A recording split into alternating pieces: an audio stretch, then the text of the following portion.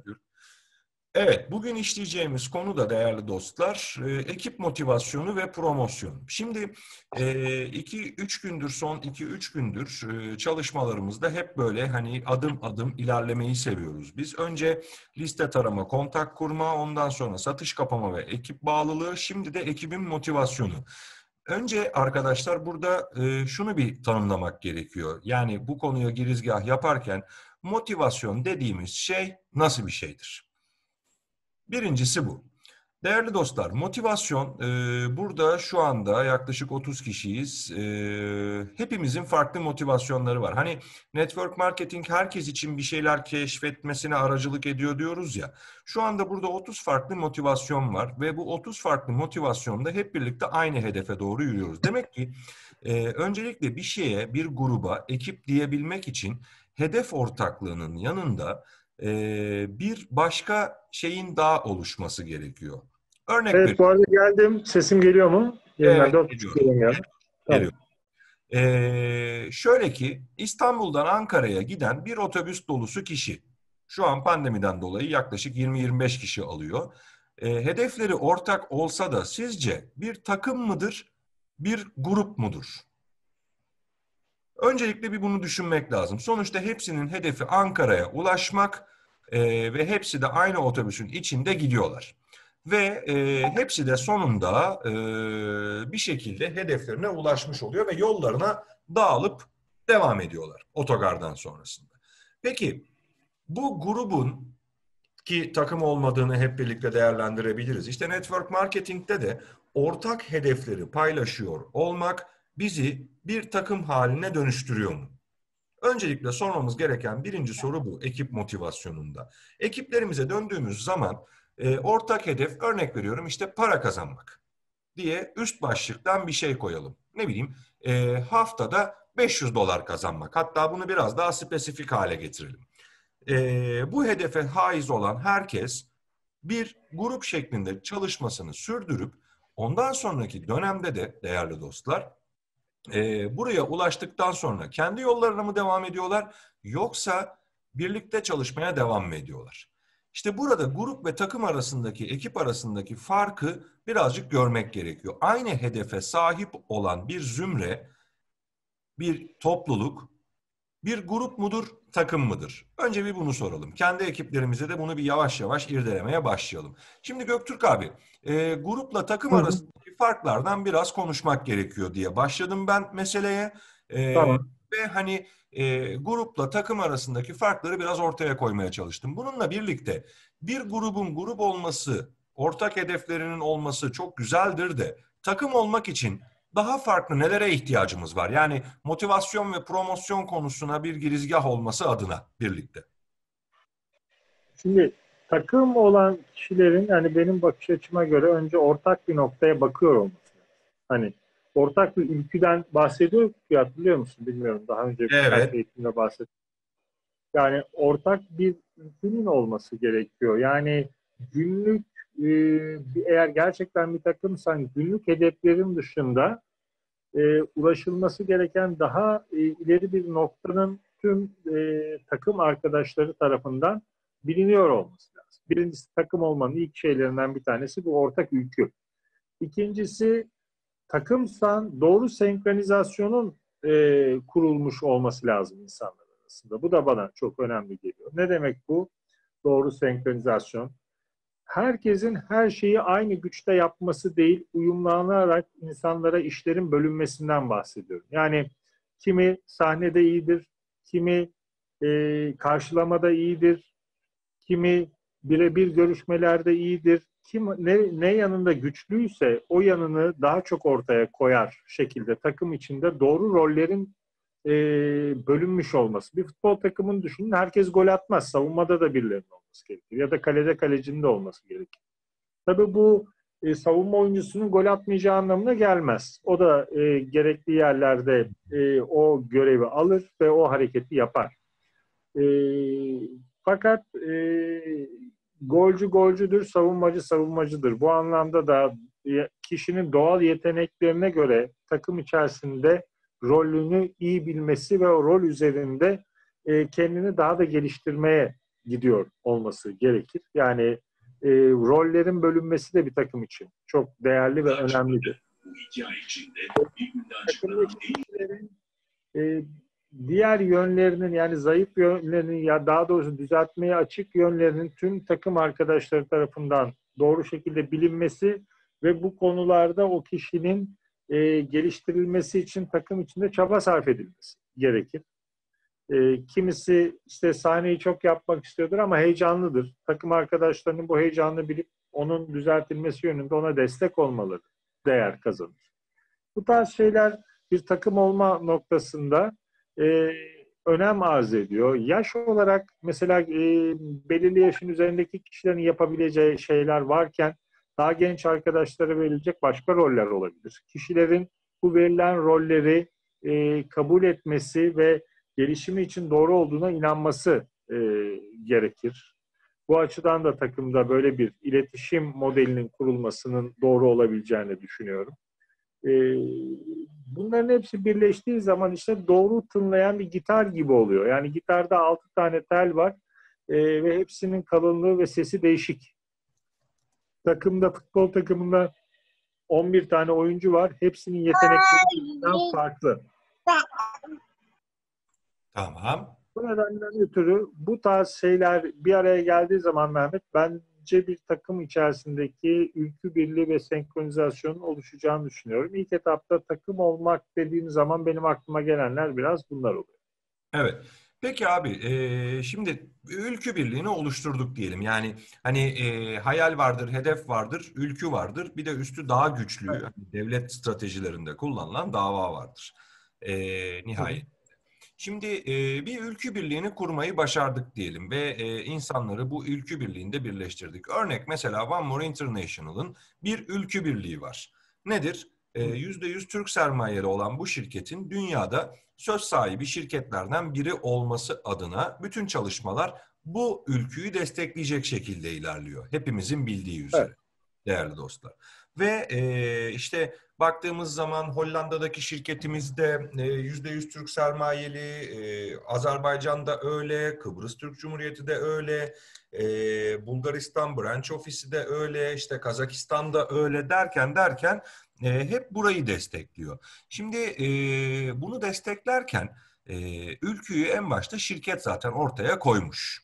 Demiş ki %100 Türk sermayeli bir şirket dünyaya yayılacak. Özgür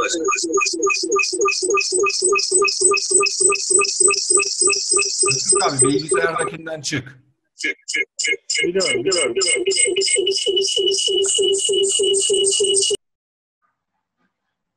Hı, Şimdi sesim nasıl geliyor? Doğru geliyor mu? geliyor. Tamam. Evet. Şimdi Evet. ekiplerimizde bu ülküyü mesela oturtmaya başladık diyelim. Bu bir başarı hikayesi ülküsü ve herkes bu ülkeye adapte oldu diyelim. Tabii bu arada sizin kendi ekiplerinizde bulacağınız kendinize has başka hedef birlikleri, ülkü birlikleri olabilir öncelikle. Yani bu şirketin ortaya koymuş olduğu bir şey. Bununla birlikte siz kendi ekiplerinizde başka stratejilerde güdebilirsiniz. Burada tamamen özgürüz çünkü bireysel bir iş yapıyoruz. Kimse kimsenin patronu ve veya çalışanı değil.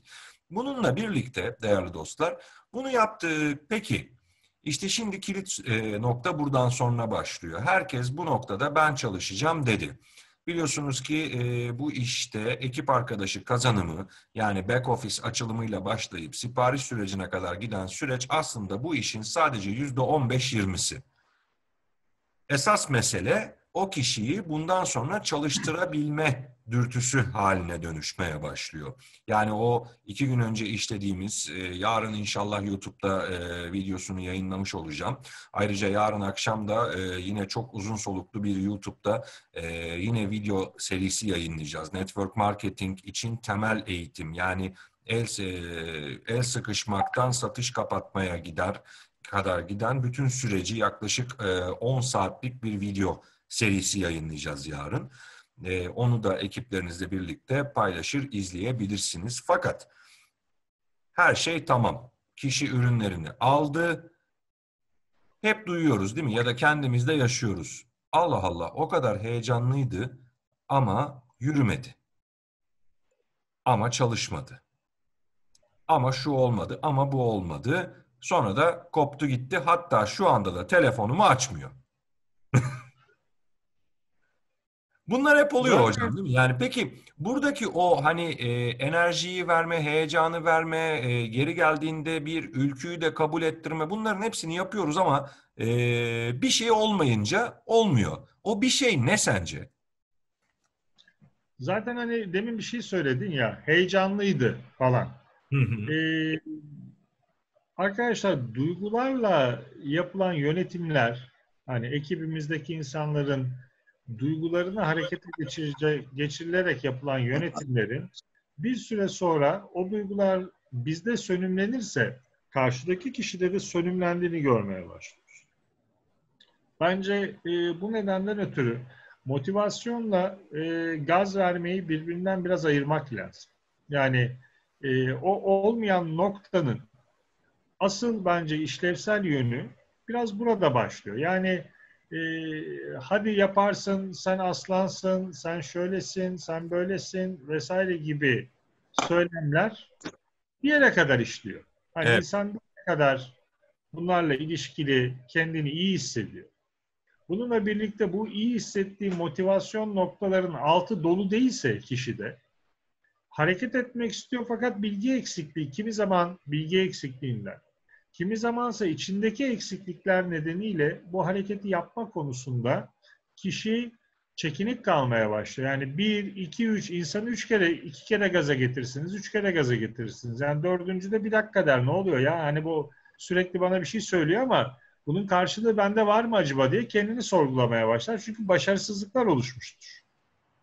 Burada şöyle şeylere gelmemek lazım. Yani karşıdaki kişinin bir ne istediğini biliyor muyuz? Yani sizin onu yönlendireceğiniz o motivasyon noktaları gerçekten karşılığı var mı karşıdaki insanda? Yani sen yaparsının bir karşılığı var mı? Sen sahnede harika olursunun bir karşılığı var mı? Bununla ilgili bir eğitim aldırdınız mı ekibinizdeki kişilere? Ya da bununla ilgili bu motivasyon noktalarını verirken karşıdaki kişinin potansiyelleriyle ilgili ne kadar fikriniz var ki bunu söylüyorsunuz? Ya da işte bedel ödemen lazım, şunu yapman lazım, dikenli yollardan geçmen lazım. Eyvallah, geçeyim. De yolu biliyor musunuz? Tam gösterebildiniz mi yolu karşıdaki kişiye? Yani burada Mehmet, bence gerçekler giriyor devreye. Asıl mesele, birkaç gaz vermeden sonra giren mesele gerçekler oluyor. Bu gerçeklere kişi yüzüne çarptığı zaman hazır olmuyor ve bu hazır olmaması nedeniyle de bu sefer hani videolarımızda var, konfor alanındaki güvenli alana kaçıyor. Yani eski alanına tabii. kaçıyor ve o yüzden sizin telefonunuzu açmıyor artık. Çünkü acı hayal kırıklığı dediğimiz meseleyi yaşamış oluyor. Yani şunu mu diyorsun abi? Motivasyon unsurlarıyla heyecan aynı şey demek değil. Değil. Hani insan ne konuda motive edilir? İnsan iki noktada motive edilebilir. Bir, yetenekli olduğu konuda motive edilebilir. Bir sporcuyu düşünün, halter kaldıran, yüzme yapan ve bunun için her gün çalışan Hı hı. insanı motive edebilirsiniz. Yani motive edeceğiniz insanın yaptığı işte her gün çalışıyor olması lazım. Yani network yapıyorsa her gün görüşme yapıyor olması lazım. Hayır alması, evet alması, o yolda sürekli savaşıyor olması ki bunu yapan kişiyi motive edersiniz. Yani evinde oturan bir kişiyi motive edemezsiniz. Yani neyin motivasyonunu veriyorsunuz o zaman? O zaman danışmanlık alması gerekiyordur hareket etmek için. Motive edilme meselesi hareket eden insanlar içindir. Zaman zaman yorulur, zaman zaman bilgisi yetmez, zaman zaman becerisi yetmez, zaman zaman çeşitli nedenlerle düşebilir. Ancak savaşmaktan ve e, hareket etmekten geri kalmıyordur. O zaman motive edilebilir. Yani e, sesim geliyor değil mi Mehmet? Bir Ben, problem yok ben herhalde. duyuyorum abi. Tamam. E, peki bu motivasyon, bir de hani iki türlü motivasyon var. Bir, şu anda herhalde ekip motivasyonunu konuşuyoruz değil mi? Yani liderin ekibi motive etmesiyle ilgili mi konuşuyoruz? Tabii ki de abi, çünkü zaten liderin motivasyonun düştü deme şansı yoktur.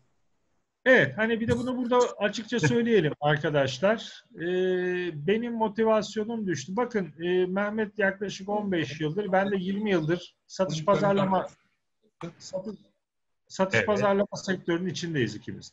Yani gerçekten sert satışın içindeyiz. Yani hala da içindeyiz. Projeler sattık, ürünler sattık, milyon dolarlık projeler sattık vesaire bir sürü şey yaptık. Ben 20 senede içinde bir kere daha firma sahibine gidip de ya da herhangi bir arkadaşıma gidip de ya benim motivasyonum düştü galiba, beni bir kaldırsanıza, kendimi satacak kadar iyi hissetmiyorum, şudur budur falan gibi bir cümleyi bir kere kurmadım 20 yıl içerisinde. Ben de Kuramam. kuramadım.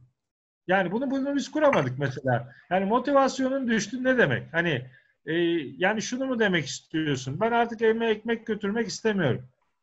O zaman e, şu demek oluyormuş gibi geliyor bana. Hani bu tam bir iş değil. Hani ben bunu lütfen yapıyorum. Eğreti bir şekilde. Eğreti bir şekilde yapıyorum. Hani yapma e, lüksüm de var. Yapmama lüksüm de var hayatın içinde bunu. Şu anda motivasyonum düştü ve bu işi yapmayı tercih etmiyorum. Yani bana bir lider motivasyonum düştü deyince aklıma gelenler bunlar. O zaman şu mu oluyor acaba? Başımızda bir patron mu olması gerekiyor bizim motivasyonumuzun sürekli yukarıda kalması için? Evet. Biz niye dağılıyoruz? Bizi dağıtan nedir? Unsurlar nelerdir? Kendimizle ilgili. Bunları hiç düşündük mü? Hani eve ekmek götürmek, çocuklarımıza bakmak, ailemize bakmak, belirli hedefler tutturmak gibi şeyler bizim motivasyonumuzu sağlayacak unsurlar değil midir hayatın içerisinde? Hani bu noktada bana garip geliyor. Yani ben bireysel olarak hani onu yapmayı, yani şunu yapamıyorum. Mehmet, hani benim satışla ilgili motivasyonum düştü bugün. Beni bir kaldırsana falan gibi, hani böyle bir şey söylemek, güler Mehmet bana. Yani ben böyle bir cümle edersem güler. Abi sonra konuşalım der, kapatır yani. Ben biliyorum ne olacağı, başıma geleceği böyle bir şey. Yani işim gücüm var der. Yani bununla mı uğraşacağım şu anda? Şimdi hepimiz için de böyle. Lider için açıkçası böyle. Yani lider düşemez. Ekipteki arkadaşlarınızsa bilgi eksikliği yüzünden geri kalabilirler. Evet, yani aslında motivasyon unsurunun heyecanla öncelikle gaz vermek dediğimiz kavramla, hatta biraz daha net tanımlayalım bunu da. Gaz vermekle ve heyecanla arasında çok büyük bir fark var. Yani ince bir farklılık değil arkadaşlar. Birincisi bu. Çünkü gaz ve heyecan dışarıdan gelir, motivasyon içeriden gelir. Taşıma suyla ne kadar değirmen döndürebilirseniz gaz ve heyecanla o kadar değirmen döndürebilirsiniz. Yaparsın sen koçum, aslansın sen bacım, şöyle iyisin, böyle iyisin, hadi birlikte yapalımlarla bir yere kadar yürürüz. Bizim ittirdiğimiz için insanlar yürür ama biz ittirmeyi bıraktığımız zaman insanlar tekrar eski haline gelir. Tıpkı lastiği çekmek gibi. Bununla Evet, birlikte motivasyon noktası içeriden gelir. Kişinin içiyle alakalıdır. Yani sen artık onu istesen de durduramazsın. O noktayı keşfetmek önemli. Çünkü şöyle düşünün, bir sağlık problemiyle ilgili devasını bulan, öyle ya da böyle bir şekilde bizim ürünlerimiz sonucunda kişi bir çözüm bulduysa ya da hayatında para kazanmakla ilgili sıkıntıları vardı ve bir şekilde yolu buldu ve keşfetti, seninle ya da senin sponsorunla ya da herhangi biriyle, ve çözümünü buldu. Probleminin çözümünü buldu. Sizin onu durdurma şansınız var mı artık? bence yok. Yani çok da mümkün olmaz. Çünkü yol buldum. Yani yol bulmak çok önemli bir şey böyle durumlarda. Aynen öyle. Mehmet, ne düşünüyorsun? Şimdi sen bir lider olarak. Sana bakan 5 tane kişi var. Arkadaşları örnek olay gibi. Evet. Karşına geldiler, oturuyorlar. Bazıları da yeni işin için. Yani hadi motivasyon versene gibi bakıyorlar sana. Evet. Şimdi nereden başlarsın? Birincisi, ben aslında kişiye soru sorarım. Derim ki tamam, ben sana motivasyon vereyim. Gel bakalım derim. Öncelikle derim, seni mutlu edecek şeyler ne? Bana bir bunları anlat derim. Önce bir olumludan başlarım. Ondan sonra derim hayatında seni mutsuz eden şeyler ne? İkinci sorun bu olur. Evet. Hani geri bildirim vermedeki sandviç metodu gibi düşünün. Hmm. Önce olumluyla başlarım. Ondan sonra düzeltmeye açık yönlerle devam ederim. Ondan sonra tekrar olumluya çekerim. Derim ki bu mutlu olduğun, seni mutlu eden şeylerle mutsuz olduğun şeyleri birleştirseydik yaşamda bundan sonraki sürece baktığında neyi farklı yapman gerekirdi? Soruyla bitiririm. Öncelikle kişinin farklı yapması gereken şeyleri ben karşıdaki kişiye söyletme taraftarıyım. Çünkü Hülya Hanım'a ben dönüp de Hülya abla böyle yapman lazım dediğimde annesini bile dinlemedi ki daha öncesinde. Yani hepimiz şimdi bir bakalım anne babamızı bile dinlemedik ya yeri geldiğinde. Merve'lerde kalmaya gidenleriniz vardır biliyorsunuz hep söyleriz. Ya bu Merve'ler kim ya? Ben bu Merve'leri hiç Aynen. bulamadım onlar. Aynen yani bazen anne babamızın en değer verdiğimiz kişilerin dediği şeyleri bile yapmıyoruz ki ben dış kapının dış mandalı bir adamım ve diyorum ki Hasan Çalışkan'a Hasan böyle yapman lazım. Hasan demez mi bana ya niye? Tabii. Der değil mi? İşte ekiplerimiz de biz de aslında dile getirmeseler bile zihinde niye diye soruyor. İşte burada dediği gibi hocamın birincisi bilgi eksikliği. Çünkü kişinin mantığında tam oturmuyor. Böyle yapman lazım. Niye? Hani o bir mantık oturması lazım. İkincisi de bunu söyleyen sensin. İlker abi böyle yapman lazım. Bak bunu söyleyen benim. İlker abi dese ki benim böyle yapmam lazım. O zaman işte o iç motor çalışmaya başlıyor. O yüzden değerli dostlar önce kişilerin nerede mutlu, nerede mutsuz olduklarını onlara keşfettirin. Soru sormaktan çekinmeyin. Motivasyonu oluşturmak istiyorsanız soracağınız soruların kalitesi güçlü olmalı. Ha, heyecanla, gazla yaparsınız. Bakın para da kazanırsınız.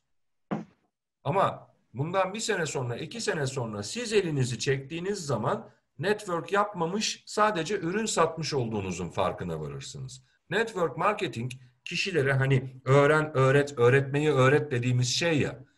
Siz eğer lider çıkarmak istiyorsanız önce gerçek kendi motivasyonunuzu da keşfetmeniz lazım. Bu akşam mesela şunu bir düşünün bakalım. Ben hayatımda neyden çok mutluyum, neyden mutsuzum ve bu ikisini kıyasladığım zaman neyi değiştirmem lazım hayatımda? İşte oradaki şey senin motivasyon noktan olacak aslında. Doğru mudur hocam? Doğru. Bence çok doğru birkaç noktaya değindi. Yani kişi kendi, arkadaşlar şu çok net. Kişi sadece kendi fikirleriyle motive olur.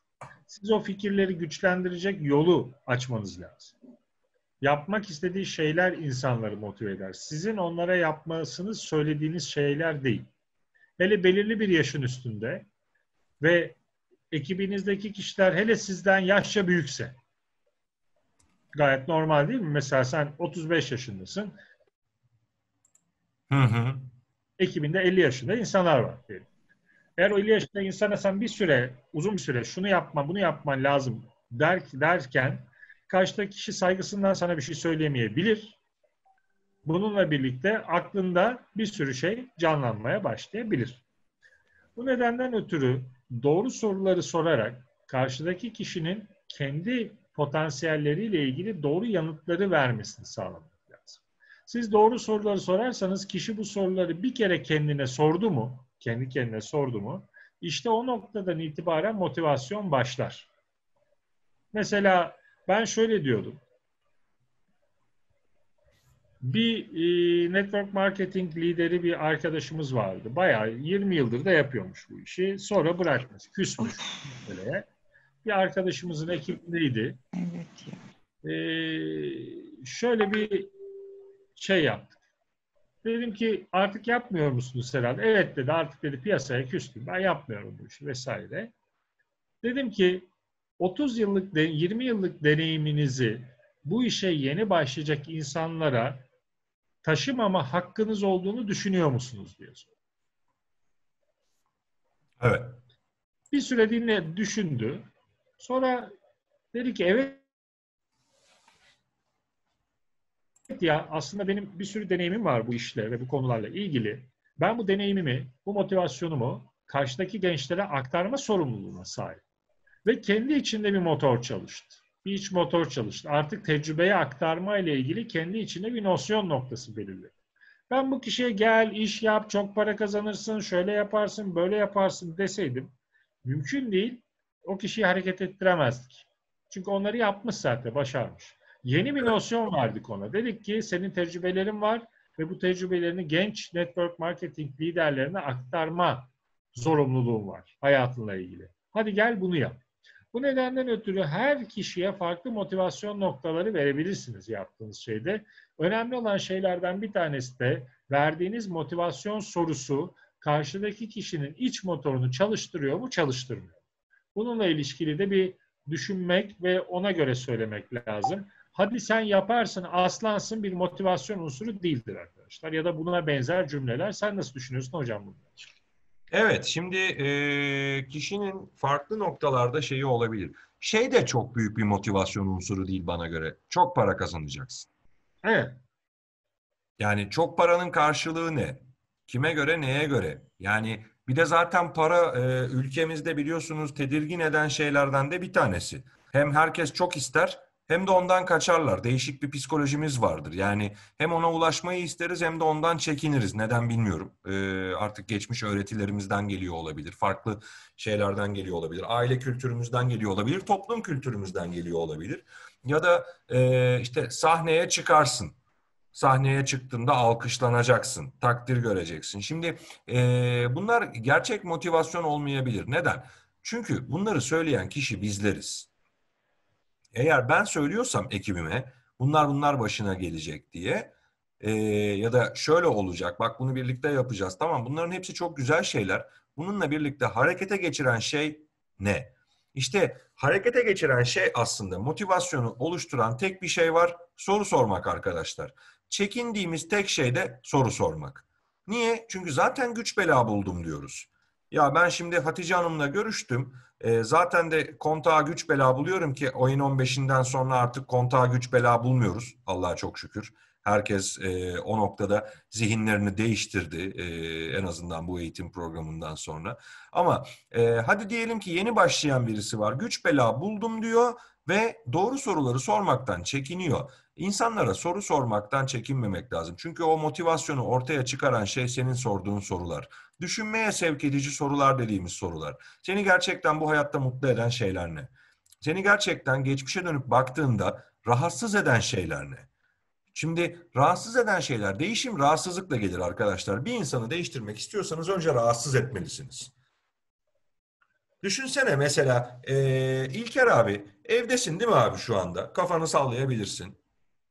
Abi arkandaki duvarı boyatmak istiyorsun. Bu kararı niye verirsin İlker abi? Çok basit. Ya rengi sıkmıştır seni, bir duygu vardır, ya da kirlenmiştir. Bu kadar basit. Temelinde ikisinin de geldiği nokta ne? Rahatsızlık. Rahatsız eğer olmuyorsan değiştirme kararı vermezsin. Bu kadar basit. Şimdi biz de insanlardan hayatlarını değiştirme kararı vermesini bekliyoruz. Neyle? 703 lira ile 7.000 lira arasında yatırım yapacağı ve inovatif şekilde üretilmiş teknolojik ürünlerle. Şimdi bir ürün mü hayatı değiştiriyor? Hayır. Şirket mi hayatı değiştiriyor? Hayır. Şirket platformu koymuş, herkes için aynı. Hayatını değiştirmek isteyen değiştirebiliyor. İşte o değiştirmek isteyen dediğimiz şeyin temeldeki en baş noktası rahatsızlık. Değerli dostlar, şu anda buradaki herkes bir şeylerden rahatsız olduğu için, ama bakın bu hastalık değil ha. Hayatında bir şeyleri değiştirmek istediği için burada. Bir haftadır akşamları saat 8'de ortalama 1-1,5 saat, kimisi sandalye tepesinde, kimisi rahat koltuğunda, kimisi bilgisayarının başında ama bir emek harcıyor. İşte bu kararı verdiren neydi? Hepiniz bir şeylerden rahatsız oldunuz yaşamınızda. İşte insanların rahatsız olma özgürlüklerini elinden almayın. Onları biraz rahatsız edin. Biraz böyle yaşamlarını sorgulasınlar. Biz tam Bak tersini mesela. yapıyoruz Tabii galiba. bak mesela şimdi Hasan orada çocuğunu kucağına aldı. Ne yapsın baktığında? Ne yapacak? Hem eğitimi almak istiyor hem çocuğu var. Bak işte yani sen bunları işte bedel ödemek dediğimiz şey var ya, rahatsız olduğu bir şeyi değiştirmek için bunu çaba sarf ederek devam ediyor. Şimdi biz diyoruz ki insanlara yaşamını değiştir. Adam diyor ki param yok. İyi ya diyor, paran olmadığı için bu işi yapacaksın. Adam diyor ki ya abi param yok. İşte geçen işte mesel. Reyhan Özdemir galiba kamyon kullanıyor gibi geldi bana Mehmet. Evet, evet, evet. Mesela. Kamyon kullan. Harikasın Reyhan. Tebrik ediyorum. Tebrik ediyorum. Yani şimdi seni bu motivasyona getiren şey ne şirketti, ne üründü, ne kazanç planıydı. Bakın seni bu motivasyona getiren tek şey yaşamında bir şeyleri değiştirmek için duyduğun rahatsızlıktı. Ve sponsorlarımız, sizi bu işlere dahil eden lider arkadaşlarımız demek ki doğru soruları sormayı başarabildiler. Yani evet, burada mesela arkadaşımı kamyon kullanırken bizi dinlemeyi iten şeyin e, ne olduğu çok ortadadır. Yani hayatında bir değişim istemiyorsa e, böyle bir şey, ama sadece dinle, aman karşına bak lütfen kullanırken. Sadece kulağın bizde olsun, oldu mu? E, Şimdi tabii hocam biz biraz tersini yapıyoruz gibi geliyor galiba bana. Yani ekip arkadaşlarımız aman rahat etsinler, aman siparişlerini de biz girelim, aman onların yerine görüşmelere de biz gidelim falan gibi, hani bir rahatsızlık yaratacağımıza, bir sorumluluk duygusunu yukarı çekeceğimize galiba daha çok rahat etmelerini sağlıyor. Aynen, bir konfor Bu alanından rahatlık, çıkıp başka bir konfor alanına girmelerini sağlıyoruz. evet. Bu boşluk da, bu yani bu rahatsızlık değil de bu hani galiba çok güzel işte hani e, ne bileyim Hülya Hanım benim yerime girer işte siparişlerime, işte benim yerime bu işleri çözerler vesaire gibi duygularla yapılan işte de herhalde bir motivasyon oluşmaz diye düşünüyorum. Çünkü kendi hayatının sorumluluğunu insanların eline almasına müsaade etmiyoruz bazen. Hani zor bulduk ya o ekip arkadaşlarını, sanki eve gelen misafirler falan gibi davranıyoruz onlara. Hani aman rahat etsin, aman onun o zaman gelişmiyor. İşte bütün işin sorumluluğu bizim üzerimizde kalıyor. O zaman bir boşluk noktası oluştuğunda da karşıdaki kişi diyor ki benim motivasyonum düştü. Hiç motive olmadı ki zaten. Her şeyi biz yaptık. Hiç motive olmadı. Motive olmak için bir bedel ödemedi, bir acı çekmedi, bir gelişim süreci göstermedi. Motive olmak için kendine hiçbir soru sormadı. Ne üzerine motive olacağını da bilmiyor bu nedenle dolayı. Rahatsız olmalı, rahatsız. Rahatsızlık başarı getirir arkadaşlar. Yani bir şeylerden rahatsız. Mehmet'le bazen çalışırken işler bazen çok yoğun gider. Bazen de böyle hafif relaksa bağlanır, boşa düşeriz. Ararım Mehmet'i, derim ki Mehmet efendim abi der, ben boşa düştüm derim şimdi. Olmaz derim böyle. Bu beni şey yapar. Hani hemen rahatsız eder o boşa düşme duygusu. Bir şeyler yapmam lazım benim. Ben ne yapayım, bul bir şeyler derdi bana onunla ilişkili. Ya en fazla en fazla yani şey derim, benim sahnem geldi, acil sahneye çıkmam lazım, bir şey bulalım falan. Yani bu şeyle ilişkili arkadaşlar, iç motordaki rahatsızlıkla ilgili bir şey. Yani böyle boş bir şekilde durduğumuz zaman Mehmet de ben de rahatsız oluyoruz öyle şeyler. Artık yani içeriden geliyor o rahatsız olma hissi. Bir şey üretmek, bir şeyi yapmak, bir şeyi dönüştürmek, değiştirmek, işte eğitim vermekten tutun da bir şeyler yazmaya, kaleme almaya ya da işte Mehmet proje yapmayı çok sever. İşte proje yapmaya kadar giden bir yolculukta bir şeyler yapma ihtiyacı hissediyoruz. Ekiplerinizdeki kişilerde de böyle olmalı. Yani ben ekipteki kişinin motive olduğunu şuradan anlarım. Size yeni bir projeyle geliyor mu? Hadi Mesela şöyle bir şey düşündüm birkaç gündür. Projenin durumu da şu, bunu yapabilir miyiz diye bir şey soruyor mu size karşıdaki kişi? Yoksa sadece benim 4x4'üm yatmış mı, şifremi vereyim mi baksana ile mi geliyor sadece siz? Size neyle geliyor ekibinizdeki insanlar? Motivasyon noktalarını biraz buradan anlarsınız. Motivasyon sadece para değil arkadaşlar. Aslında tam tersine, yani parayla gelmeyen tek şeydir motivasyon. Milyon dolarınız olur, motive değilsinizdir hayatta. Yani e, bu onunla gelmiyor işte. Bu o iç motorda doğru sorular ve insanın kendini rahatsız hissetmesiyle gelen meselelerdir bunlar. Bazen zaman zaman güzel motivasyon videoları var YouTube'da. İzlemenizi tavsiye ederim. Hani içinizde bir cümlesi içinizdeki bir şeyi uyandırır. Geçen bir sahnede bir cümle ettim. Çok hoşuma gidiyor o. E, koltuklarda oturanlar değil, yalnızca sahnedekiler alkışlanır. Bak bu beni çok motive eder. Yani oturulan koltuktaki kişi değil, sadece sahnedekiler alkışlanır arkadaşlar. Siz o alkışı almak istiyor musunuz hayatınızda, istemiyor musunuz? Bu alkış sadece sahnede alınan alkış değildir. Hayatın içinde aldığınız takdirler, sizi belli bir yere taşıyacak şeyler de o alkışı kapsar. O yüzden sahnede miyiz? Koltuklarda oturup seyretmeyi mi tercih ediyoruz hayatımızda? Ne diyorsunuz? Siz sahnede olmak mı istiyorsunuz, koltuklarda oturmak mı istiyorsunuz? Bununla ilgili bir düşünün bakalım bu akşam. Size ne hissettirecek bu? İşte motivasyon böyle şeylerle biraz sağlanıyor hocam. Ben böyle düşünüyorum açıkçası motivasyonu. Evet. Yani en büyük motivasyon unsuru doğru sorulardır değerli dostlar.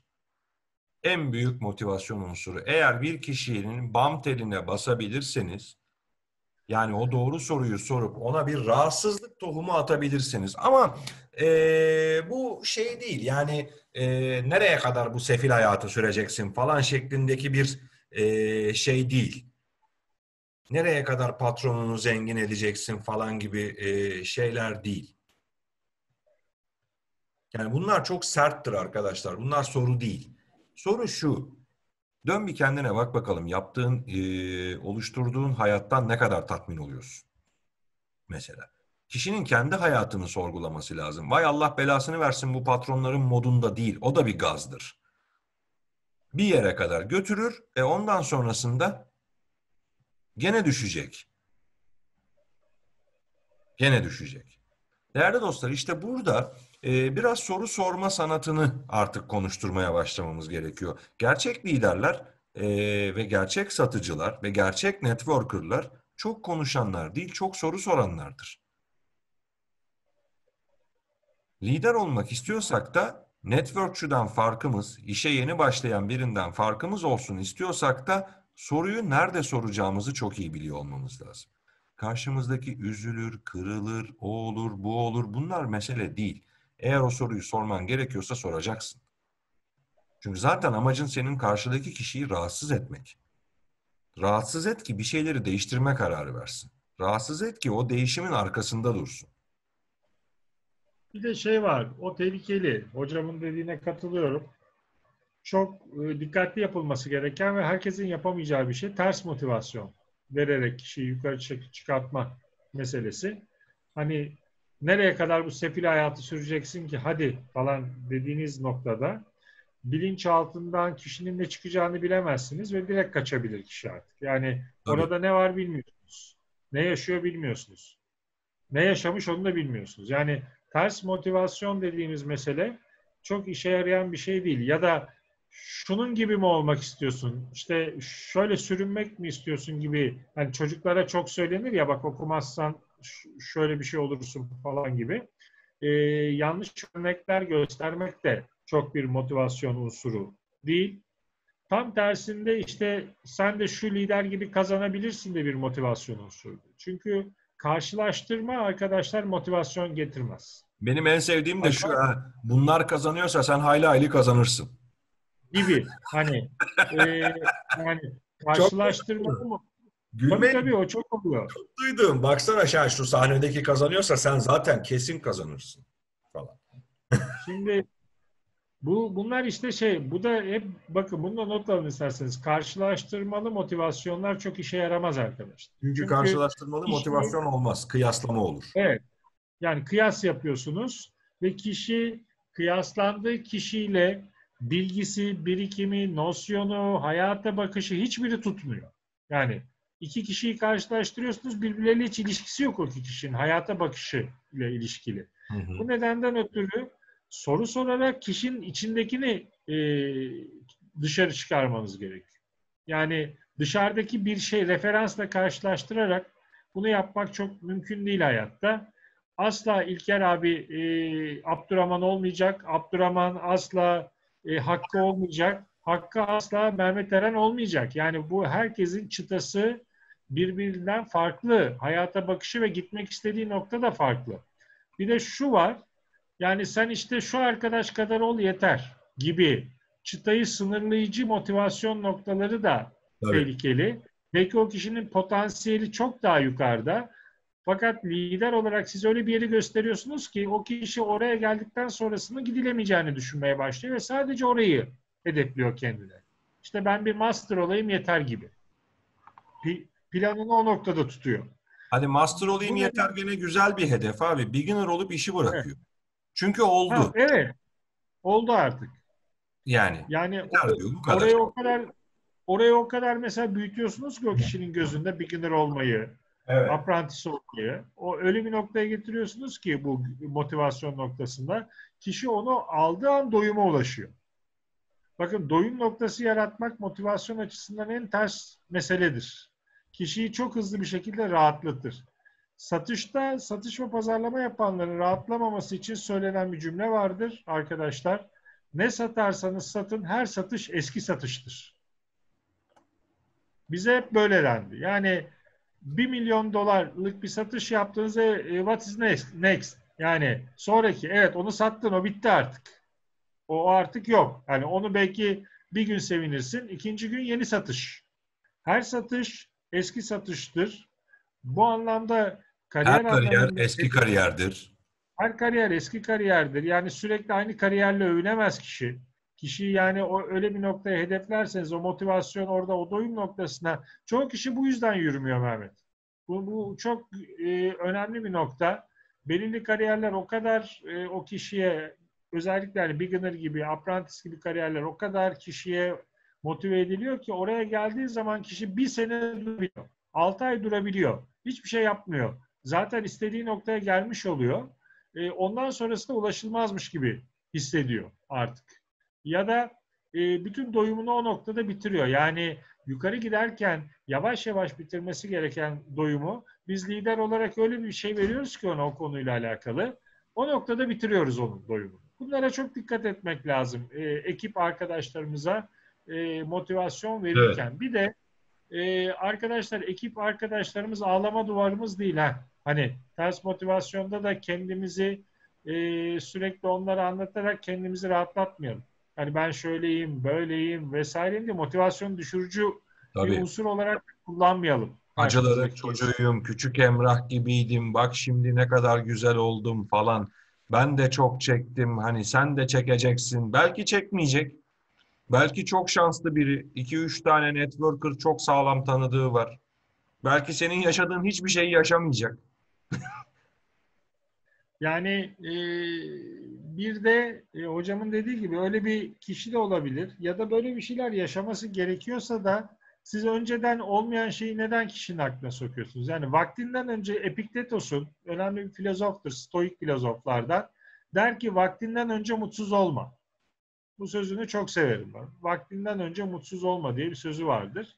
Şimdi siz vaktinden önce o kişiyi çeşitli noktalarda mutsuz etmeye başlarsanız kişi zaten herhalde daha da hızlı aşağı doğru düşmeye başlar. Ve ters motivasyon unsurları da burada devreye girerse iyice sıkıntıya girer kişi. Bir de arkadaşlar liderlerin kendi hayatları ile ilgili ekiplerine şikayet etme hakları yoktur.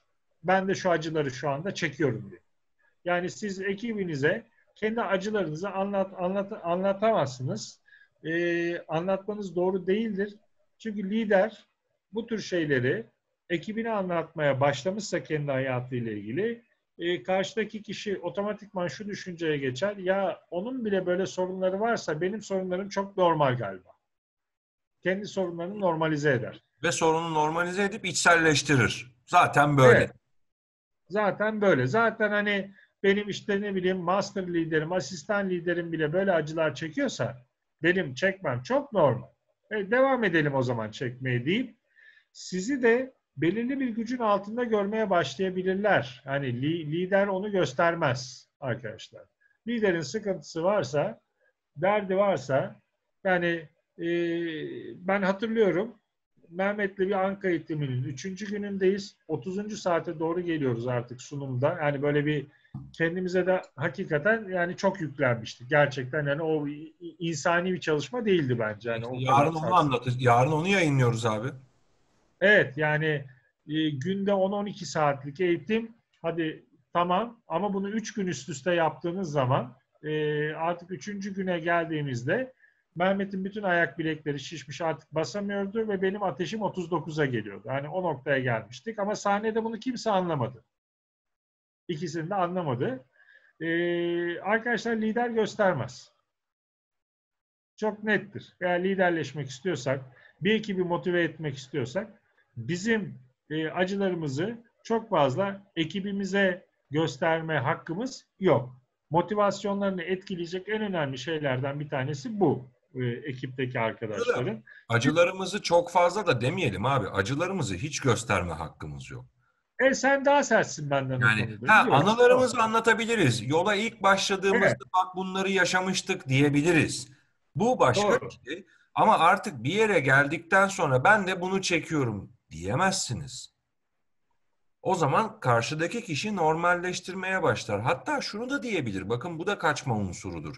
O adam master kariyerine gelmiş, hala sorunlarla mücadele ediyor. Hala acı çekiyorum diyor, bilmem ne diyor. Ne zaman rahatlayacağız ki bu işte? Evet, yani bunlar bizim de aklımıza gelmeyen şeyler değil. Üst kariyerlerdeki arkadaşlar bize bu tip şikayetler yaptığında biz de düşünüyoruz. Şimdiki birbirimizi kandırmayalım. Hani e, bunlarla ilgili. Yani adam haftada 40 bin lira kazanıyor. Anlattığı şeye bak diyoruzdur. Yani demiyor değilizdir. Yani bunları hiç hissetmemek mümkün değil. Sahnede anınızı anlatmakla günlük şikayetlerinizi ekiplerinize sürdürmek arasında da fark vardır. Yani bu ayrı bir şey.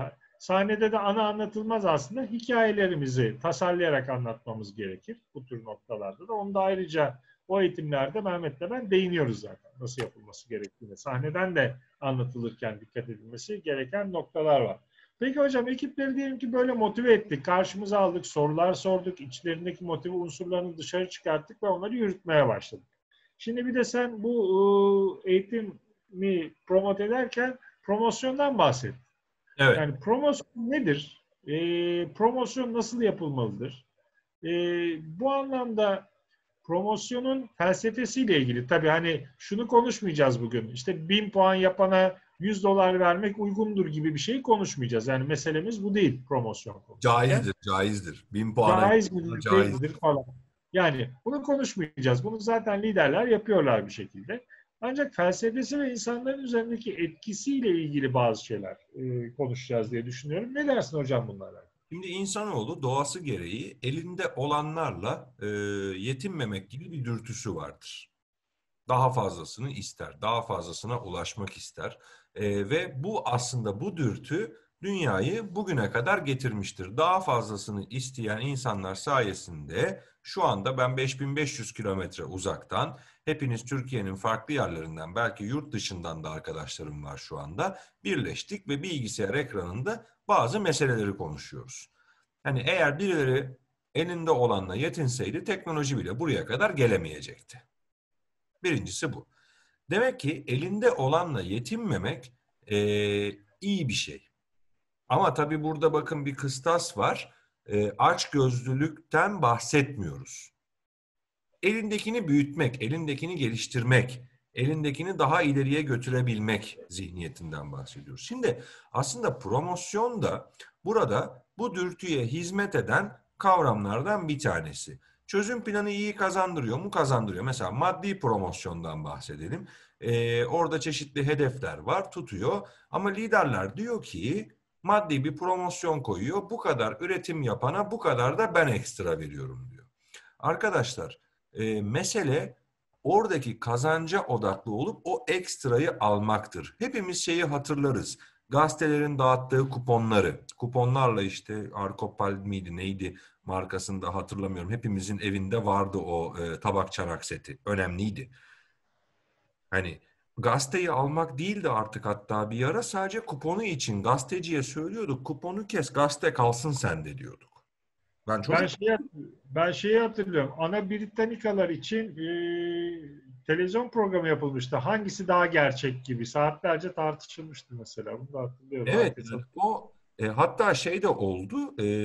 O ansiklopedileri sergilemek için insanlar kütüphane aldılar evine. Evet, evet. Yani şimdi işte oradaki o şey promosyon mesela, bu bana sorarsanız satışları arttırdı ama esas ürünün önüne geçti. Birincisi, yapacağımız promosyon ekstra maddi bir gelir olabilir. Ya da bir eğitim programı olabilir ya da bir kamp hediyesi olabilir ya da karı koca bir tatile göndermek olabilir birilerini, ekiplerinizi vesaire vesaire. Bakın her şey olabilir. Burada türetmek çok kolaydır. Bir sürü şey türetebiliriz ama birincisi promosyondaki felsefe ana kavramın önüne geçmemelidir. Neden ana kavramın önüne geçmemelidir hocam? Şöyle arkadaşlar, işimizin ne olduğunu unutmamamız gerekiyor. Yani network marketing işinin neden yapıldığını hepimiz biliyoruz. Yani mali ya da diğer konularda, yani sağlıkla ya da varlıkla ilgili belirli şeyler veriyor olsa da verilen promosyon sizin işinizin önüne geçmeye başladığı zaman olan şöyle bir durum vardır. Bu çok önemli. Artık ekipleriniz promosyonsuz yürümez. Hareket etmezler. Yani promosyon çöplüğü dediğimiz şey. Evet, yani şöyle bir durum oluşur arkadaşlar. Siz bir promosyon yaptınız ekibinize. Dediniz ki işte benim sadece diyelim ki ödeme bacağınızdaki kişilere yaptınız. Yapılan her 1000 puandan hani %19'daysa işte 190 euro kazanıyorsunuz. Yaptığınız her 1000 puana 90 euro da ben vereceğim diye kendi takım bonusunuzdan bir promosyon çıktınız belli bir süre için. Evet. Bunu çok sıkça yapmaya başlarsanız ekibinize hadi hareket edelim dediğiniz zaman size dönüp bir tek şunu soracaktır. Ne veriyorsun bunun için? Ya. O zaman bizim ana noktamız olan çözüm planımızın ne kadar kazandırdığı, yani bizim gerçek hareket noktamız olan çözüm planının ne kadar kazandırdığı ikinci plana düşer. Zaten oradan kazanıyor ekipler. Yani oradan ciddi bir para kazanılıyor. Bunun üzerine hani o 9 tane kazanç kapısının üzerine olan 10. dediğimiz promosyonla ilgili yapılan hareketlerin olması normaldir. Bakın normal değildir demiyoruz. Promosyonlar yapılır. Ama dikkatli Bununla olmak birlikte lazım diyoruz. süresi çok önemlidir. Miktarı çok önemlidir. Ve zamanlaması, timingleri çok önemli. Yani neden yapıyoruz? Yapmamızın bir nedeni olmalı. Hadi canım sıkıldı, ekipleri hareket ettireyim de biraz daha puan oluşsun diye promosyon yapılmaz. Promosyon, tüm ekiplerin mesela kariyerlerini biraz yukarı çekme isteğiniz vardır. Ekipte de bu motivasyon vardır. Hani motivasyon verilmiştir ve ekipler kariyerlerini yukarı çekmek için çalışıyorlardır. Bunu biraz daha hızlandırmak için promosyon yapılabilir. Ama bu promosyon her ay yapılmaz.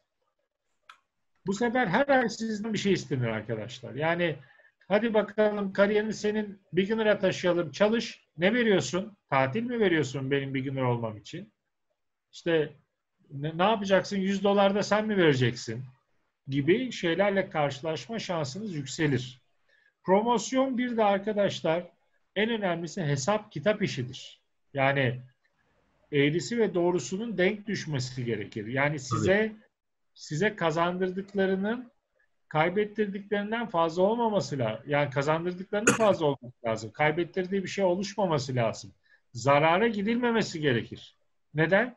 Ekiplerinize verdiğiniz taahhütü tutamazsanız, doğru bir hesap yapmadıysanız, o ekip karşısında ekip çözüm planından parasını kazanmış olsa bile siz taahhütünüzü tutamadığınız için lider olarak siz ekibinizin karşısında sözünü tutamayan kişi durumuna gelirsiniz. Çünkü ya zamanı doğru seçmemişsinizdir, ya süreyi doğru seçmemişsinizdir, ya da verdiğiniz rakamı, eğer mali bir promosyonsa rakamı doğru seçmemişsinizdir, ya da tatil vermişsinizdir, fiyatını öngörememişsinizdir. Yani verdiğinizin 3 katı fiyattadır o tatil. Onu öngörememişsinizdir.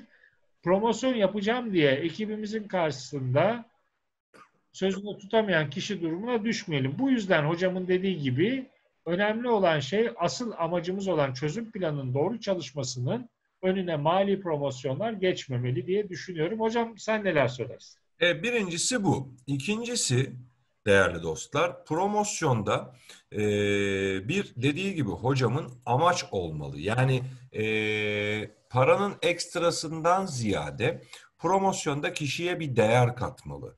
Ki yapacağımız promosyonun da anlamı oluşmaya başlasın. Çünkü hayatımıza anlamlar katabileceğimiz şeyler değerli olmaya başlıyor. Örnek veriyorum, kişinin yaşayacağı farklı bir deneyim olabilir. Nedir mesela? Hayatında hiç görmediği bir yere gitmesi. Network marketing'de bu çok vardır arkadaşlar. Kendi sokağının dışına çıkmayan insanlar var ekiplerimizde, biliyorsunuz. Hayatı boyunca kendi şehrinden dışarı çıkmamış. Örnek veriyorum, işte ilerleyen dönemde niye liderler mesela kamp promosyonları açıklıyorlar? O kampa geldiğinde hem bilgiye vesaireye, arkadaşlığa, tecrübeye sabahın 4'üne 5'ine kadar insanlar paylaşımlarına devam ediyor. Bununla birlikte bir de şöyle bir kitle de var, biliyorsunuz. Hayatında hiç bırakın 5 yıldızlı oteli, hayatında hiç pansiyona bile gitmemiş kitleler var. Herkesi kendimiz gibi zannetmemek gerekiyor. Ve orada o kişi geldiğinde öyle bir hayatı da görüyor. Hayatında hiç yapmadığı bir şeyi yapıyor. Hayatında hiç deneyimlemediği bir şeyi deneyimliyor. O zaman daha mı değerli oluyor acaba hocam? Yani deneyimlemediği bir şeyi deneyimlemesi birinin. Şimdi tabii promosyon yapacağımız kitleyi çok iyi tanımamız lazım. Neyi promote edeceğimizle alakalı. Yani bazen de şu oluyor, o da bize bir başarısızlık getirir. Bir promosyon koyuyoruz ve kimse yürümüyor onunla ilişkin. Koyduğunuz promosyonun üzerine. O zaman birlikte olduğunuz kitleyi tanımıyorsunuz anlamına geliyor. Tabii. Yani kendi kitlemi hangi promosyon harekete geçirir? Her zaman para harekete geçirmiyor. Her zaman ürün de harekete geçirmiyor. Her zaman bir kamp harekete geçirmiyor. Kitleyi doğru tanımak. Yani aklımıza gelen bir şeyi promosyon olarak koymayalım arkadaşlar. Ben çeyrek altın koydum gibi. Promosyonun insanların hayatlarına kolaylaştırması, insanların hayatlarına bazı şeyler katması gerekir. Yani oradan bir tatmin duygusu çıkmalı o promosyonda. Mali tatmin, yani parayla ilgili konulan promosyonlardan evet mali tatmin çıkar. Sadece ama mali tatmin midir? Hocamın dediği gibi mesela şunu yapan eşiyle 2 gün 5 yıldızlı bir otelde tatil dediğiniz zaman hayatında hiç böyle bir şey gitmemiş bir kitleyi harekete geçirir bir promosyon. Ancak kitleniz o tatile sürekli gidiyorsa o promosyonla ilgilenmeyecektir. Evet. Başka şeyler konulabilir. Yani ne bileyim okul dönemi gelirken çocukların tam takım çantasından kabanına kadar her şey yapılacak gibi bir şey konuluyor. Yani bunlar kitlenizi tanımakta. Kitlenizde kimler var? Üniversite öğrencileri mi çok? Ev hanımları mı çok? İş adamları mı çok? Gençler mi çok? Belli bir yaşın üzerindeki insanlar mı çok? Bunlara bakarak koyduğunuz promosyonlar sizin gelişim sürecinizde hedeflediğiniz yere getirmesinde sizi daha çok size hizmet edecektir. Yoksa ikinci tehlikede konulan promosyonu hiç kimsenin kazanmamasıdır. Tabii. Bu hem ekip moralini bozar. Hani bir de ona hocam daha iyi matematiksel anlamda ve felsefi anlamda daha iyi girecektir buna. Verilen promosyonu kimsenin kazanmaması ya da çok az insanın kazanması neler getiriyor hocam ekibe? Ya da neler götürüyor? Birincisi şunu getiriyor abi. Kimsenin kazanmaması. Ya ekiplerde şöyle bir şey oluşuyor. Zaten kimse kazanamadı. Benim de uğraşmama gerek yoktu noktasında bir rahatlamaya getiriyor. İkincisi, hiç kimsenin kazanamaması liderin ekiplerini doğru tanımadığı gerçeğini tokat gibi ortaya koyuyor. Artı bir de şöyle bir şey ortaya koyuyor arkadaşlar. Ekipleri doğru tanımıyoruz. Tamam, ama ekipler de seni lider olarak görmüyor mu acaba diye de bir soru geliyor. O çok önemli. Yani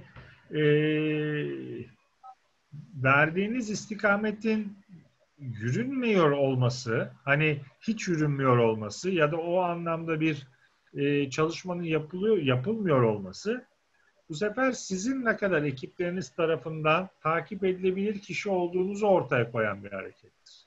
Genelde kitlesel promosyonlar yani kamplarda tutar. Hani işte bir kamp liderinin ne bileyim 200 kişiye bir promosyon koyduğu zaman o promosyonlar hareket edebilir. Ancak sizin ekibinize koyduğunuz promosyonların tutup tutmadığını iyi tahlil etmeniz, iyi hesaplamanız gerekir.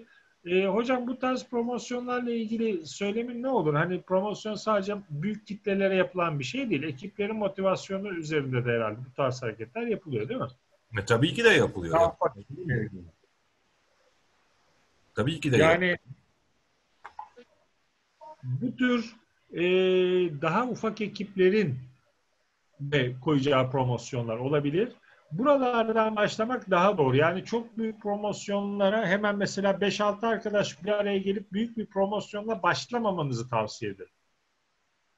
Yani bu deneyimi daha lokalde kendi ekiplerinizle 8 kişi, 10 kişilik ekiplerinize koyacağınız promosyonlarla yaptığınız promosyonların doğru olup olmadığını önce bir test etmenizi tavsiye ederim. Bir anda mesela 5 lider bir araya gelip 500 kişiye bir promosyon çıkmayın. Çünkü kontrol edemeyebilirsiniz Evet. o noktada yaptığınız işi. Eğer kontrol edilebilir promosyonlarla başlarsanız o noktada gelişim süreci içinde yeni şeyler yapabilirsiniz. Zaten neler yapılacağıyla ilgili örnekler var. Hani bir anda bir Dubai tatili koymayın. Tabii.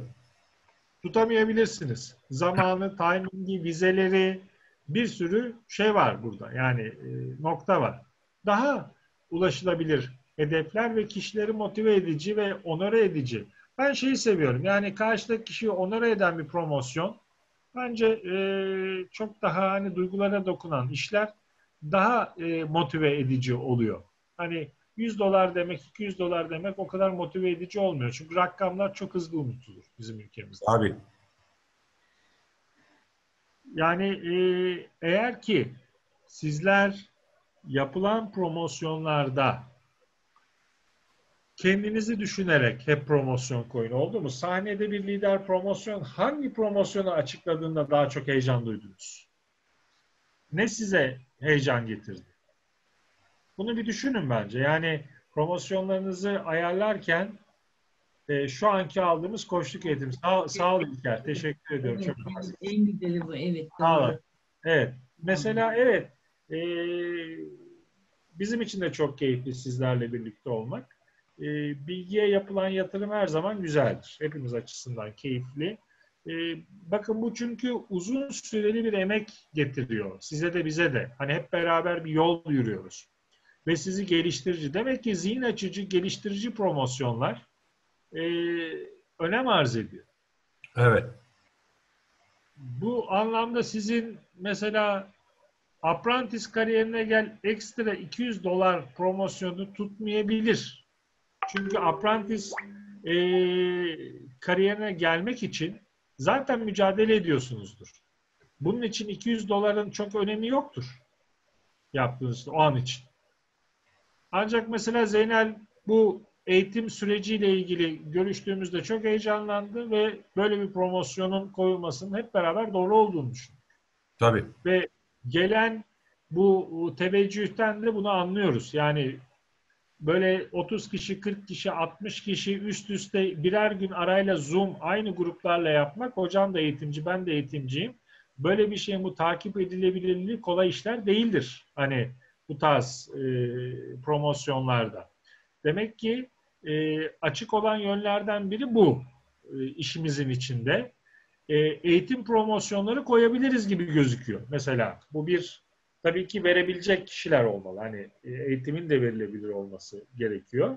Yani tatmin edici düzeyde bir şey olması gerekiyor. Tabii. İnsanlar öğrenmeyi severler. Bu anlamda böyle bir promosyon konulabilir yapılan işlerde. Kariyer promosyonları ile ilgili ne düşünüyorsun hocam? Kariyer promosyonları aslında bizim işimizde en keyifli promosyonlardan bir tanesi. İşte mesela bir üst lider diyor ki kariyer haftasını açıklıyor mesela ve üst lider arkadaşlarıyla birlikte diyor ki ben işte Safir Master'la artık bu hafta oynuyorum. Ve biliyorsunuz sadece ödeme ayağındaki puan değil, çeşitli kariyerlerin de çıkması gerekiyor birinci sıralarda. ve kimlerin o noktadaki o potansiyelleri varsa açığa çıkacak, onları belirlemeye başlıyor. Ve ondan sonra bu dalga dalga aşağıya doğru gidiyor. Mesela diyor ki sponsoru, Hatice Hanım diyor, işte siz örnek veriyorum şu anda, bilmiyorum Hatice abla hangi kariyerdesin, kusuruma bakma. Örnek veriyorum, diyor ki beginner'dasın diyor. İşte 26 Eylül haftası çarşamba günü 27'si başladığında o hafta diyor senin diyor apprentice'e ulaşman lazım diyor. Ve onun için diyor sana diyor böyle böyle bir plan yaptık diyor ve buna ulaşırsan da diyor şunu kazanacaksın. Örnek veriyorum. İşte o zaman kişi hem apprentice kariyerinin keyfini süreceği bir noktaya doğru gitmeye başlıyor hem de burada kazanacağı ekstra bir şeye doğru gitmeye başlıyor. Bununla birlikte kariyer promosyonu bizim işimiz için bence gerçekten çok önemli. Neden? Çünkü kariyer gelmesi için değerli dostlar kariyer çıkarmanız da gerekiyor. Yani siz tek başınıza istediğiniz kadar yani 6.000 puanı kısa bacak dediğimiz ödeme ayağında çevirdiniz diyelim ama 3 tane rookie kariyerinde birinci sıra ekip arkadaşınız yoksa kariyer gelmiyor. Demek ki birilerine de liderlik yapmak gerekiyor burada. Demek ki birilerini de yetiştirmek gerekiyor. Ve işin rengi biraz yukarı çıkmaya başladıkça tabii biliyorsunuz dağın en soğuk yeri en yukarısıdır. Oraya çıkınca biraz üşüyor insanlar. Niye? Çünkü oraya da birilerini taşımak daha zor. Yani Safir Master olmak için Master kariyerinde birini çıkarmanız lazım. Minimumda bir tane. Diamond Master oldu mesela Fedai Bey. Pearl Master birini çıkarmak zorundaydı. 2 kariyer altında. Birinci sırada bir de. Yani bunlar çok önemli melekeler arkadaşlar. Bunlar öyle kolay şeyler değil. Tabii ki de kariyer yapmak keyifli ama kariyerin de bazı başka bedelleri de var. İşte o yüzden ben ilerleyen dönemde üst kariyerlere geldiğinde buradaki arkadaşlarımın kariyer promosyonlarına yeteri kadar önem vermesi gerektiğinin altını çizmek isterim hocam. Şimdi tabii kariyer promosyonu kariyer haftanızda önemlidir. Burada da şöyle bir tüyo verelim. Arkadaşlar, kariyer alacağım şeklinde bir söylemle çıkarsanız kimse arkanızdan gelmez. Hocamın dediği gibi. Yani şöyle söyleyelim. Hülya Hanım çıktı diyor ki ben işte Sapir Master olacağım. Hadi başlayalım. Kimse bu kariyer promosyonunda verdiği şeyler olsa bile tutmayacaktır. Neden? Çünkü Hülya Hanım kendi kariyer hedefini açıklamıştır. Kariyer promosyonlarında kendi hedefiniz açıklanmaz arkadaşlar. Yani o zaten bilinir, hissedilir üst kariyerlerle ilgili. Sizin gelmek istediğiniz yer bellidir insanlar arasında. Tabii. İnsanlara aldıracağınız kariyerler üzerinden bu promosyonlar yapılır. Sizi nerelere getireceğiz? Hadi bakalım şeklinde yapılır o promosyon. Yani bireylerin kendi işte ben Diamond Master olacağım, hadi hep beraber başlıyoruz diye yapılan bir kariyerde kimse peşinizden gelmez. Tabii. O nedenle kişileri motive etmeniz bu noktalarda önemlidir. Onların alacağı kariyerleri tebrik etmeniz, kutlamanız önemlidir. Onlar kariyerlerini alırlar. En sonunda siz kendi kariyerinizi açıklarsınız. Ben de bu kariyere geldim. Bu hareket böyle yapılır. Bununla birlikte şöyle de bir durum var arkadaşlar. Eğer yapılan kariyer promosyonunda kariyerlerin içi boşsa, yani sadece o anlık yapılıyorsa bu da tehlikeli bir şeydir. Ekibinizin geleceği açısından tehlikelidir. Ekipteki bir arkadaşınızı çeşitli şartları hazırlayarak Pearl Master haline getirirsiniz. Ancak altındaki ticaret Pearl Master ticareti değildir. O hafta ilk 20'de ismi açıklanır. Sonraki haftalarda o listenin içinde hiç olmazsa o kişi içinde büyük motivasyon düşüklüğü yaratır. Yani yapılan kariyer hazırlığında öncelikli olarak kariyerlere ulaşmadan, bunların promosyonları oluşturulmadan ve açıklanmadan önce kişilerin o ticaretlerine, yakın ticaretlerinin artık ekiplerinde dönüyor olması gerekir ki kişiler daha sonra mahcup duruma düşmesinler ekiplerinin gözü önünde. Yani siz bir kere Pearl olursunuz, altınızdaki ekibin çalışma sistematiğinde size Pearl geliri ya da en azından Master ya da asistan geliri daha sonraki haftalarda kazanılacak bir şey yoktur, çalışma yoktur. Bu nedenden ötürü siz onu aldığınızda kalırsınız ama hiçbir zaman pearl geliri elde edemediğiniz için, o 20'de de yer alamadığınız için bu kariyeriniz insanlar tarafından takdirle karşılanmaz. Bu nedenden ötürü de yaptığınız promosyonlarla sadece gelen kariyerlere değil, o kariyeri oluştururken ekiplerinizin yaptığı ticaretin de o kariyere yakın hareket ettiğinden emin olduktan sonra böyle bir promosyonu lütfen çıkalım. Bu da bence önemli bir nokta gibi geliyor Mehmet. Sen ne dersin? Kesinlikle öyle. Dikkatli olmak lazım. Neden dikkatli olmak lazım? Gereğinden fazla da heyecana kapılıp bir şeyler için bastırmak promosyonla ilgili aslında düşülecek en önemli yanılgılardan da bir tanesidir. Gereğinden fazla baskı, gereğinden fazla motivasyon, gereğinden fazla heyecan gerektiğinde, bu arada yani şunu da söyleyelim, heyecansız iş yapılmaz arkadaşlar. Ama sadece heyecanla iş yapılmaz. İşte heyecanla motivasyon arasındaki farklı dediğimiz oydu. O yüzden de gerekliliği kadar da yani biraz da meseleyi ince eleyip sık dokumak lazım promosyon tarafında diyelim. Evet, promosyon yaparken maddi promosyon dışında hediyelerle promosyon yapıyorsanız da mali yanlarına çok dikkat edin verdiğiniz şeylerin. Değerleri sürekli değişen şeyler üzerinden promosyonlar koymayalım arkadaşlar. Yani tatil gibi mesela. Yani şartları ve değerleri uzun vadeli koyuyorsanız işte yani bugün mesela işte bu ay bunu tutturan arkadaşlara işte önümüzdeki yaz bilmem nerenin tatili hediye. Önümüzdeki yaz o tatilin fiyatını bilmiyorsunuz.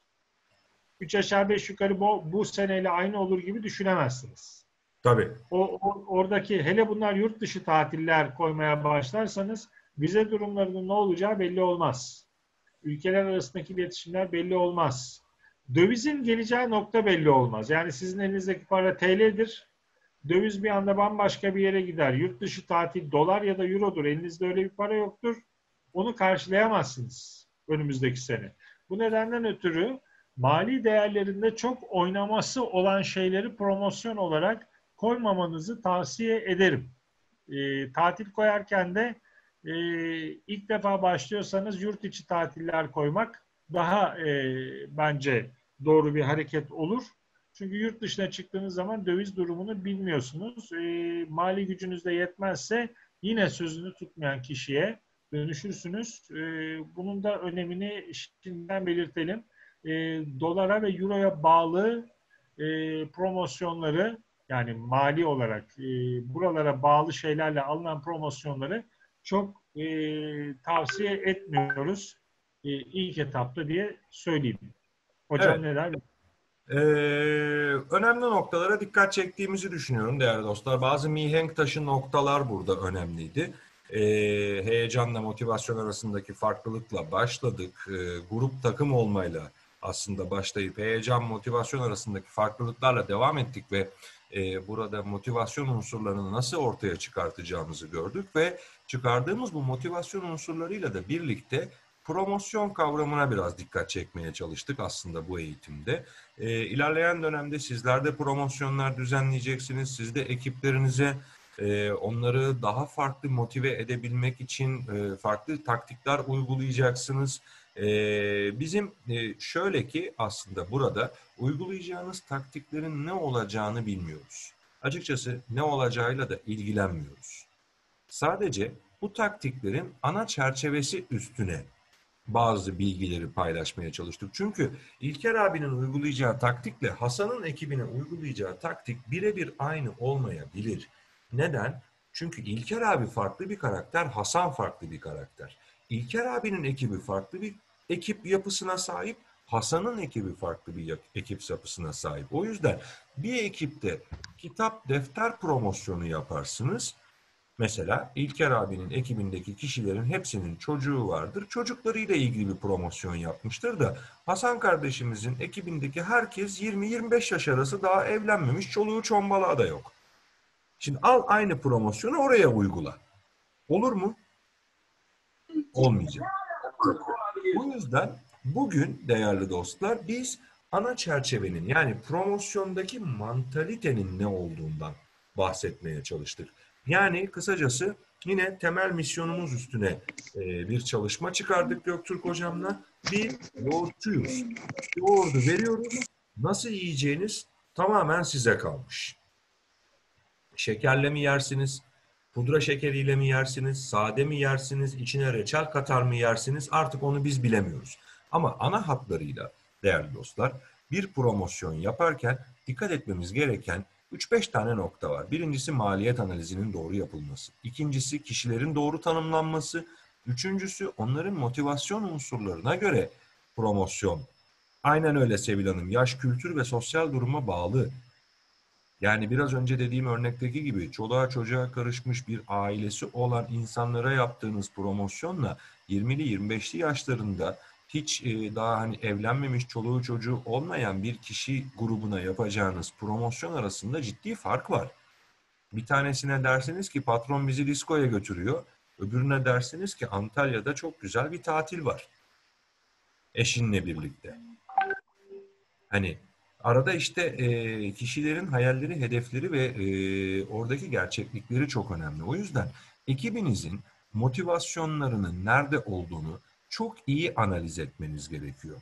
Ve aslında bu analizi de onlara öğretebiliyor olmanız gerekiyor. Çünkü yapacağınız bir promosyon biraz önce söylediğimiz gibi başarısız olması durumunda ekibin size olan bakış açısından başlar konu kendisine, ekibin kendisine olan bakış açısına kadar birçok şeyi sorgulamalarını sağlatır insanları.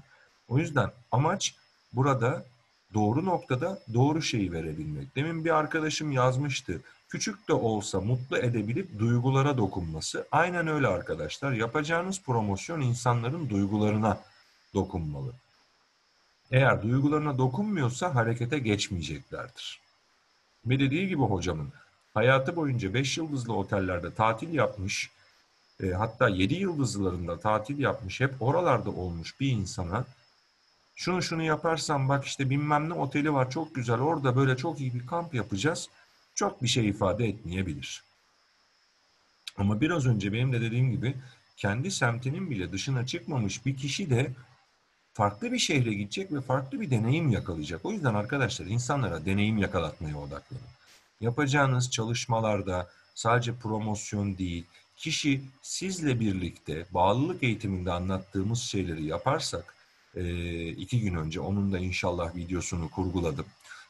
Bağlılık eğitiminde söylediğimiz gibi bağ kurmayı, bağlılığı halletmeye başlarsak kişi deneyim de yakalamaya başlarsa farklı farklı hayatında hiç yaşamadığı deneyimleri o zaman çok önemli bir noktaya doğru ileri gidecektir. Yani sen dur desen de bir yerden sonra zaten onu durduramayacaksın. Zaten amacımız da biz insanları bizden bağımsız hale nasıl getiririz? Bütün verdiğimiz bu eğitimler bizim Göktürk hocamla birlikte siz ekiplerinizi sizden bağımsız hale nasıl getirirsiniz? Siz olsanız da olmasanız da onlar yürümeye devam edebilirler mi? Evet, böyle birçok soru var aslında. Sizden bağımsız olurlarsa siz daha çok para kazanırsınız yaptığınız işte ve yükünüz azalacağı için başka noktalara, hayatınızla ilgili başka noktalara bakma şansını elde edersiniz. Bununla birlikte bu promosyonlarla sağlanmaz arkadaşlar. Bu sizin ekibinize bakış açınızla sağlanır. Bu nedenle ötürü promosyon konusunda iyi matematik yapın. Zaman olarak da biraz cimri olun. Yani her zaman o promosyon konulmasın. Her sıkıştığınız noktada aşmak için promosyon koyarsanız ya işler kesat gidiyor ya puanım da işte 5000 üzerine çıkmıyor. Bir promosyon koyayım da şu puan bir artsın gibi bir hareketle eğer o promosyonda da 5000 üzerine çıkmazsa puanınız çok yaşayın Hatice Hanım. Eğer o promosyon da onun da üzerine çıkmazsa o kendinize ne diyeceksiniz? Evet. Yani işler kesat, puanım 5000'de, hadi bir promosyon koyayım, puanım 10.000 olsun. Olmazsa kendimize ne söyleyeceğiz? Ekibimize ne söyleyeceğiz daha sonra? İşte bu ekiple lider arasındaki kopuşun başlangıç noktası olur.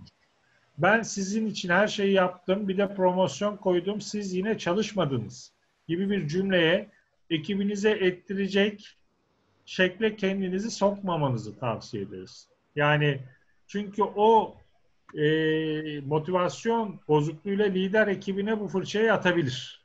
İşte ekibinizle aranızdaki bağın koptuğu andır o an. Evet. Yani karşılıklı olarak birbirimize güvenmiyoruz meselesi. Çıkar buradan. Ben söyledim, siz yapmadınız. Sen de bize bunları yapmıyorsun. Bizden bunu nasıl beklersin? Sanki kendin için bekliyormuş gibi bir de hava oluşursa içeride iyice sıkıntı oluşacaktır. Bu nedenle ötürü promosyonların zamanlarında ve sebeplerinde dikkatli olalım. Aynen. Kendimiz sıkıldı diye promosyon koymayalım. Oldu mu? Aynen öyle. Evet değerli Evet dostlar. hocam. Bu haftanın son eğitiminde de yine elimizden döndüğünce, elimizden geldiğince, dilimizden döndüğünce bazı farklı noktalara değinmeye çalıştık sizlerle birlikte. İnşallah önümüzdeki hafta yine farklı eğitim programlarıyla birlikte oluyor olacağız. Bununla birlikte hepinizin çalışmalarını yakinen takip ediyoruz ve bu noktada yapmış olduğunuz şeyleri de takdir etmeye devam ediyoruz değerli dostlar. Umuyorum önümüzdeki haftada çok keyifli şeylerle birlikte oluyor olacağız sizlerle birlikte. Ben yine Kazakistan'dan katılıyor olacağım ve güzel sürprizlerle hep beraber yolumuza devam ediyor olacağız. Farklı belki bir kamp çalışmasıyla ki bu arada önümüzdeki ay 8-9-10 galiba ya da 9-10-11 gibi yine Diamond Team kampı olacakmış. Ben muhtemelen burada olacağım için katılamayacağım bu sefer aranıza. Ama inşallah bir sonrakinde hep birlikte oluruz diyeceğim. Önümüzdeki haftanın takvimini de, eğitim takvimini de inşallah pazartesi günü yayınlarım arkadaşlar. Yine çarşamba gününe bir eğitim koymayacağız. Ama salı gününe koyabilir miyiz? Şu anda programdan dolayı bilmiyorum. Ön bilgi olarak. Yarın YouTube kanalında buranın saati 11, oranın saat 8'de bir premieri vereceğiz.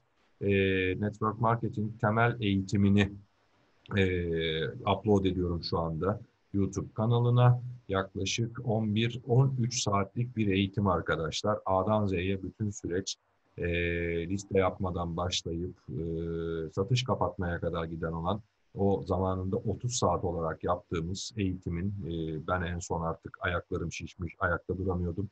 Beni odaya taşımışlardı. Göktürk abi 39 derece ateşteydi. O eğitimin profesyonel video kayıtları var. İnşallah yarın da onu da yayına almış olacağım. Kanalda tavsiye ederim izlemenizi.